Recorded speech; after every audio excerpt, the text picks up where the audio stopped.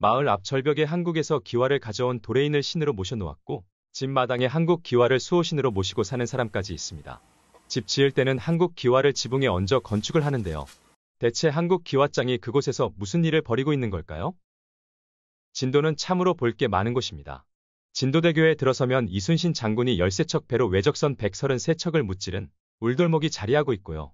프랑스 사람이 발견해 세상에 알린 모세의 기적을 보는 듯한 신비의 바닷가와 진도 여행의 1번지로 통하는 남종화의 대가 허련의 울림산방도 인기가 높습니다.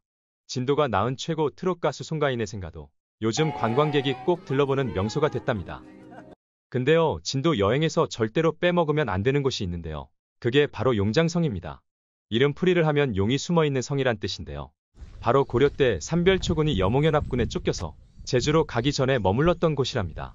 마치 계단식 논처럼 층계를 이룬 토대 위에 건물을 짓고 온이라는 분을 왕으로 추대해서 항쟁 의지를 다졌던 이곳은 궁궐터였습니다. 하지만 여몽연합군의 강력한 토벌 작전으로 용장성은 허망하게 무너지고 말았고 이젠 빈터만 남아있습니다. 1990년 발굴 작업을 할 때 다양한 유물이 나왔는데요. 청자로 만든 도자기와 기와장이 대량으로 출토됐답니다. 기와는 궁궐을 지을 때 사용한 것으로 보이는 평기와와 막새기와였는데요.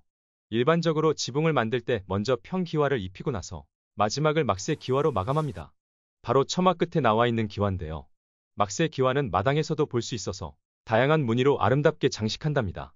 용장성에서 발굴된 기와는 연꽃 무늬를 하고 있어서 연화 무늬 막새기와라고 하는데 이 기와가 오늘의 주인공입니다.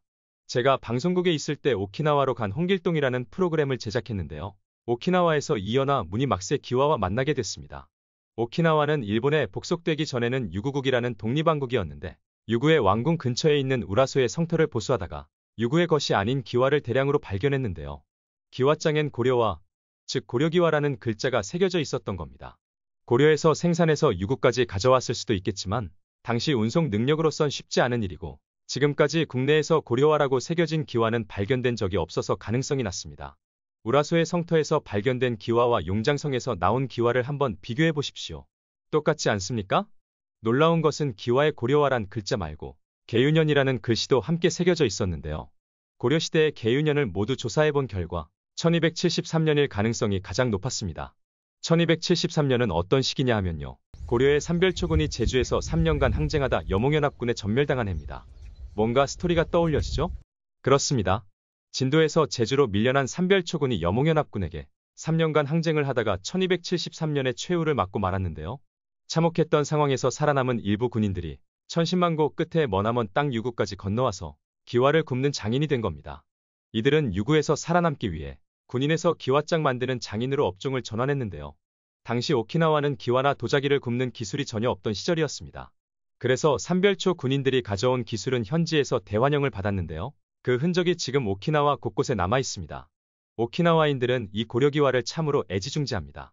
취재하면서 직접 확인한 내용인데요. 절벽에 있는 사당엔 고려기와를 가져온 도레인을 신으로 모셨고 어떤 사람은 집에 제당을 지어 고려기와를 수호신으로 모시고 살았습니다. 그리고 최근에도 고려기와를 지붕에 올려 건축하는 집들이 많습니다. 오키나와로 쫓겨와 어떻게든 살아보겠다는 일념으로 메이드 인 코리아 1호라고 할 수 있는 고려기와를 만들어 현지화에 성공한 삼별초 군인들의 눈물겨운 노력이 바로 눈앞에 뵈는 듯 선합니다. 여러분의 구독과 좋아요는 필스토리가 이야기를 계속해가는 에너지가 됩니다. 오늘도 시청해주셔서 감사합니다.